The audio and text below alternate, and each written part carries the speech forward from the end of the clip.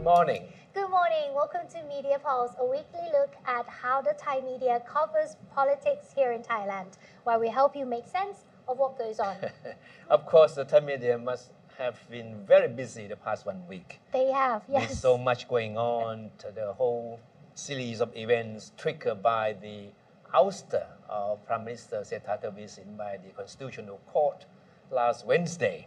Well, at least we do have a new Prime Minister now, just waiting for a new cabinet. Of course, she has a handful trying to finalize her cabinet lineup, which is not an easy task because she has to deal with 9, 10 coalition partners which have different interests at stake. Exactly. And with this new cabinet, apart from the Prime Minister herself, the focus is on her father as well. That's true but first the focus has been on her, herself. The media in general have been focusing on what they see as a lack of maturity and government experience, and to the point that they believe that the person who will be running the show from behind the scenes will be her father. We do have a few headlines to show you today. Let's start with this one from Thairat. It basically says that Thaksin Shinawatra dismisses domination, and then he thinks that Ying is the nickname of our Prime Minister, Kun Takin, will not take the Ministry of Defense portfolio.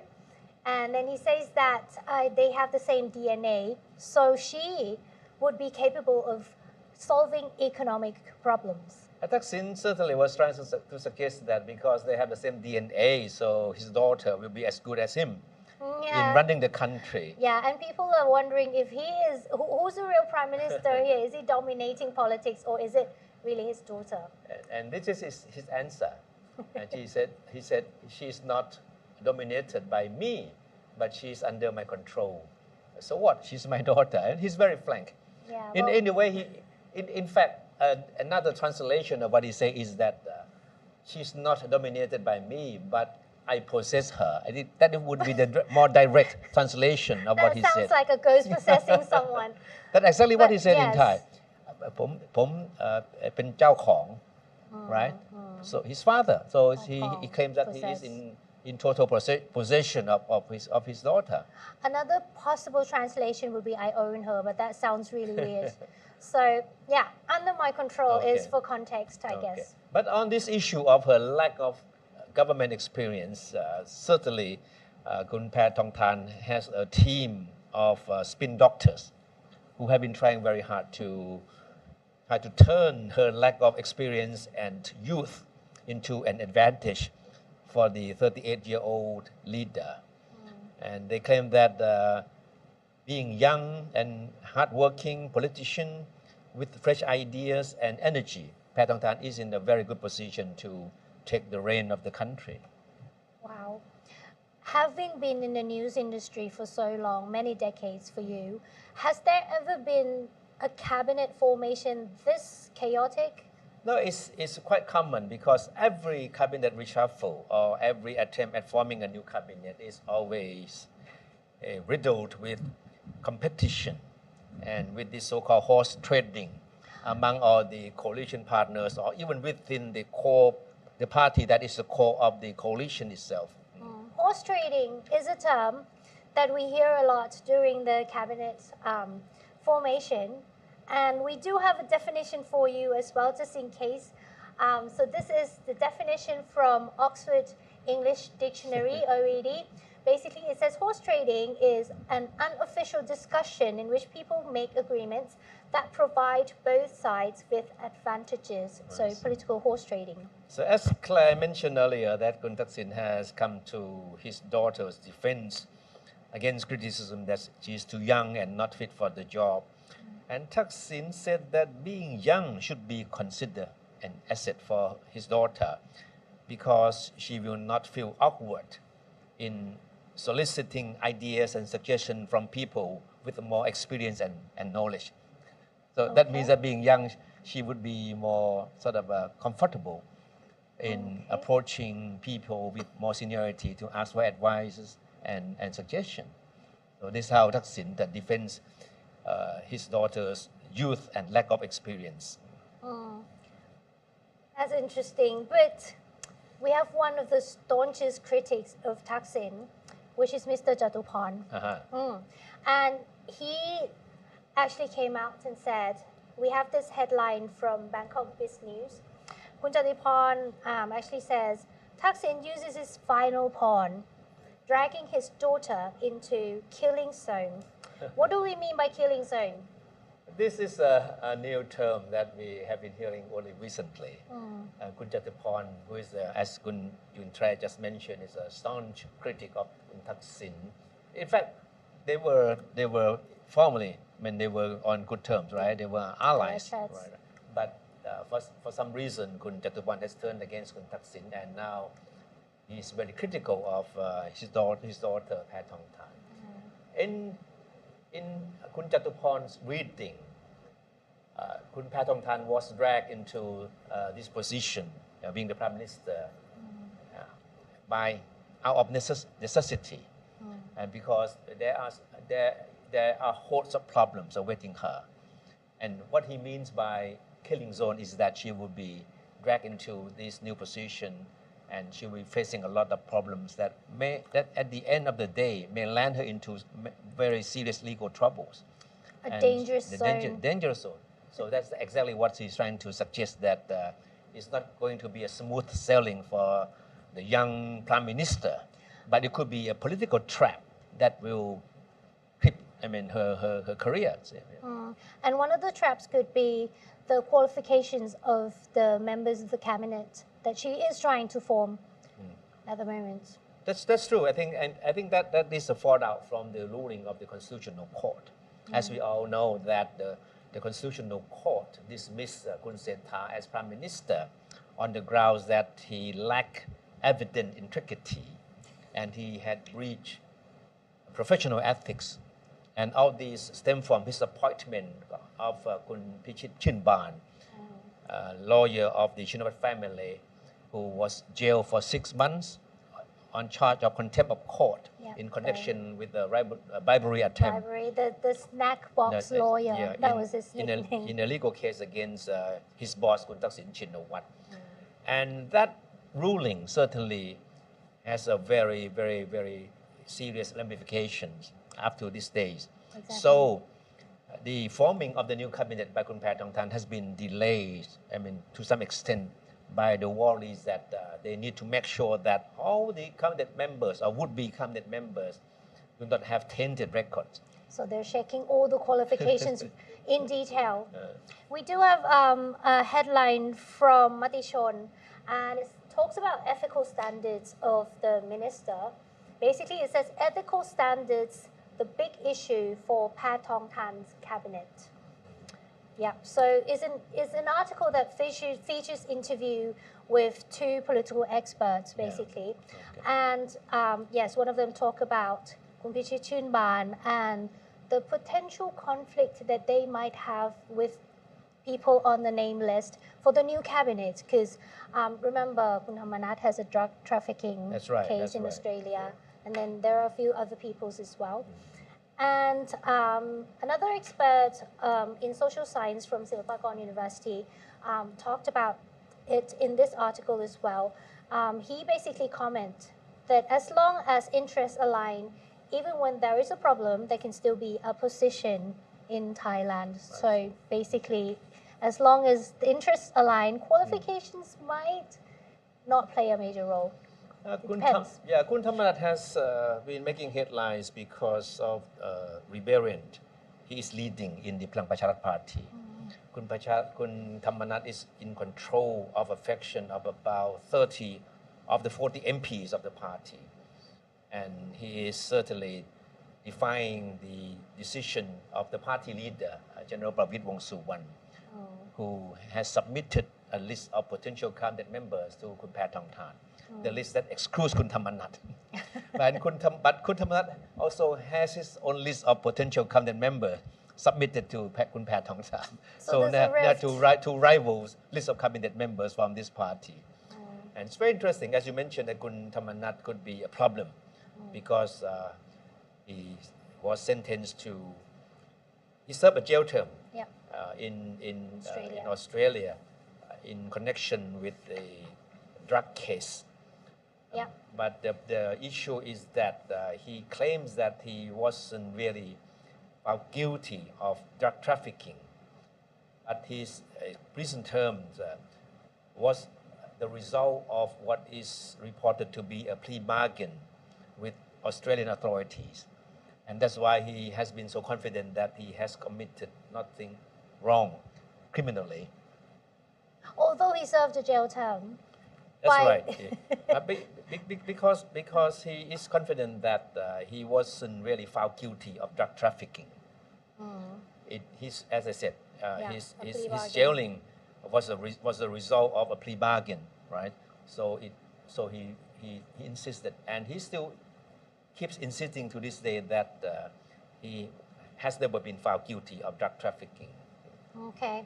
We do have two headlines with regards to Kun Thamarat and Kun Pawit. Let's look at the one about Thamarat first. So he basically says, Thamarat announces independence from Big Bomb. So this is talking about the rift within the party itself. So this one is from Bangkok Biz News. And another headline from Pracharath says, Pom Pawit, the bachelor who is heartbroken from politics. Is he heartbroken really? He's still got friends in politics. That's right. The reason that these breakup between the two big wigs in the party have become headlines because of the fact that Kun Thamarat is certainly a very influential figure in Thai politics. And in fact, he was formerly associated with Pheu Thai party before he switched to Palang Pracharath. So that means that there is some old connection between him and Kun Taksin. And that explains why he makes no qualms about betraying General Pravit, to use the exact word, to describe what is really going on, right? Betraying Kun Pravit, and has declared openly that he will work with Pheu Thai party without having to seek any consent from General Pravit. Does Kun Taksin have anything to do with the rift between the two? Of course, not openly, of course, but the Thai media believe that Kun Taksin must have encouraged Kun Thamarat to rebel against the leadership of Palang Pracharath. He actually mentioned it in the Q&A on Thursday night. That's right. Yeah. Of course, Kun Clare just mentioned that Kun Taksin has wasted no time in making his presence felt. Only 5 days after he became a total free man, right? He received what is known as the certificate of innocence, confirming that he is no longer a prisoner on parole, right? 5 days after that, he appeared at a very goes on stage. well-publicized function organized by the Nation Media Group as a key speaker to offer his vision for Thailand's future. Under what capacity? We're not sure. No, as a former prime minister. Okay. All right. But what is interesting is the way he talked on the stage, and his lecture lasted more than an hour, and he talked a lot about a lot of things that he believed that he is in a position to help tackle all these problems. And in his talk, he gave the impression that, in fact, he was the man behind most of the major projects and initiatives of the previous Srettha government, including the digital wallet. That's right. He staunchly defended the digital wallet scheme, the plan to legalize casinos, and the 99-year land lease for foreign investor. But it was his comment on politics that seemed to have drawn particular interest from the media. He was asked about his relations with General Pravit, right? And he was asked very specifically to elaborate on the reason behind his fallout with the former military strongman. And he spoke, and Thaksin answered the questions in a very belittling tone. Yeah, he mentioned basically the breaking point between him and General Pravit. Exactly. And Thaksin suggested that General Pravit owed his rise in his military career to his blessing. He was saying that without his support, General Pravit could never have made it this far. And yes, we all know that it was when Thaksin was Prime Minister, when General Pravit was appointed to the powerful post of commander of the First Army Region before becoming the Army Commander-in-Chief. And Thaksin said the breaking point between him and General Pravit occurred when General Pravit asked to be made chairman of the National Counter-Corruption Commission upon his retirement from the army. General Pravit asked him to be chairman of the National Counter-Corruption Commission. Can you imagine that? and what was Thaksin's reaction? He said his reaction was, what? A general in charge of an anti-corruption agency? What does he know about all the laws involved? And what Thaksin uttered that day was somehow later relayed to General Pravit. And that was the end of their camaraderie. Right? Well, as we all know, Palang Pracharath is struggling with a serious internal conflict. So remains to be seen. But at the moment, the rift is in the media. So it's been widely reported. There's definitely and that certainly was the one factor that was delaying the forming of the cabinet. Yes. So it remains to be seen if Kun Thamarat will remain in the new cabinet or not. Okay. And of course, the issue of Kun Thamarat's record is being debated quite widely in the Thai media. And of course, this brings us to back to the ruling of the Constitutional Court, right? Not only against Kun Srettha Thavisin as Prime Minister, but also the ruling that led to the dissolution of the Move Forward Party, which is now the People's Party. Right. Yeah. Well, basically, we have this headline. Let's look at the headline first. This one, a headline from Matichon, and we will see this person, Kun Udom Siddhi Wiratham, who is the Constitutional Court judge, who points out at a lecture that the People's Party need to thank him because the dissolution led to forming a new party, which attracted about 2 million baht in donation. So his comments certainly triggered quite an uproar in the Thai media because it was something certainly unexpected to have come from a senior judge, especially a judge in this very celebrated case, the case that led to the dissolution of the Move Forward Party. The judge wanted to be seen as making a joke, but by saying that the founders of the People's Party should thank him for joining the vote to dissolve Move Forward Party, certainly wasn't well taken by whoever. No, whoever supports the Move Forward Party. That's right. And there's a question, of course, whether this is something that is becoming of a senior judge to ridicule the accused or defendants in cases like this. And of course, the reaction from the members of the People's Party was quite swift. Kun Rangsiman Rome came out and said that this is not funny and it's not something that should be joked about.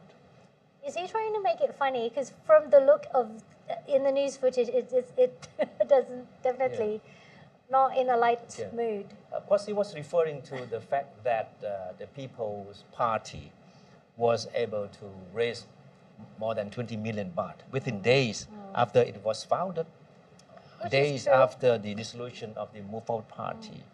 And so, thank me for that. That's basically what he was saying. In fact, what he said was part of a lecture he was giving at the forum to talk about the role of the Constitutional Court and people's, freedom. Yeah, protecting people's freedom. rights and freedoms. Yeah, that's what he said. But certainly this is not going to end very. This is something that will certainly be continue to solicit criticism, and he has been getting a lot of criticisms for his remark. I think as we speak, people are filing petitions into investigating what he has to say. House committee has been asked to investigate his remarks to find out whether he breached the professional ethics or not. And now the things that come back to haunt him now, that the issue of whether or not he did something that would breach the professional ethics of judges. Right? Yes, exactly. Well, that remains to be seen, as well as the new cabinet, which we are waiting to hear about. Okay. Hopefully next week we'll have something to talk about in terms of the members of the new cabinet and who's taking which portfolio and all the rest of it. Okay. We'll come back and let you know what is going to happen in the Thai political scene, which is certainly very interesting to keep a close watch on. It's a very interesting time indeed. Well, thank you for joining us this week. We'll see you again next Saturday. Have a good weekend. Thank you.